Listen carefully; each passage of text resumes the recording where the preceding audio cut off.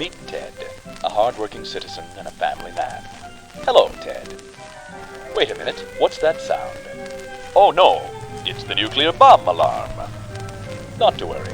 The government's superb early warning system gives Ted enough time to take cover. Don't just stand there, Ted. You've got 60 seconds. That's more than Ted needs to collect supplies essential for survival. Aren't you forgetting something, Ted? Remember to take your family with you. That's it. Take cover. But this isn't over yet. Day by day, Ted and his family must survive in the fallout shelter for as long as they can. They have to ration food and water, send expeditions to the wasteland when supplies run low, and cope with unexpected situations, making decisions that will affect their future. That's right, Ted.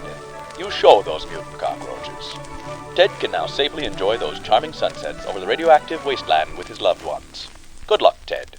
The government does not take responsibility for hardship, difficult and irreversible decisions, and canned soup diet that will follow.